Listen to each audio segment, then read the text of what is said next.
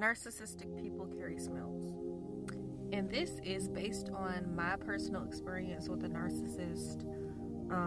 This is basically me giving out information, so like an informative video. And it probably is going to be TMI, but the thing about it is I'm a nurse, and I don't really find what people find unusual to talk about, if that makes sense. Like, I talk about it all. Like, I've seen it all in nursing, bowel movements, urine, odor, etc., right? So I'm not really afraid to talk about my story and how it impacted my life in order to help somebody else that may need it. Okay, so let's get into it.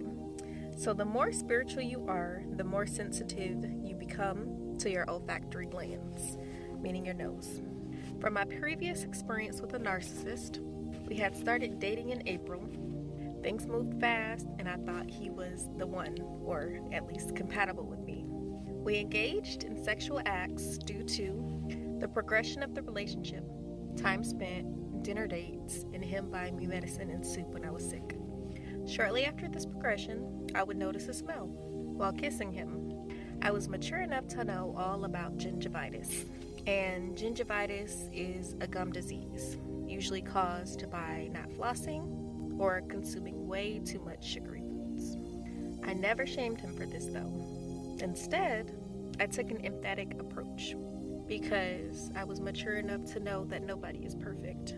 Later on in our relationship, it had been revealed that he had dental benefits or insurance, but somehow the odor was still present. Later on in our relationship, I would notice a difference in my VAG smell and in my VAG discharge. The smell got stronger day by day.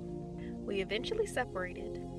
Then I took myself to an urgent care center to get tested for STDs and STIs. The results were negative for STDs but positive for BV, which is bacterial vaginosis. I finished the antibiotics, but the smell was still present. In describing the smell, it smelled like a strong, sour scent, like something was rotten. And I feel like that kind of embarrasses me when I say it, but it's the truth. A smell that I have never smelled before.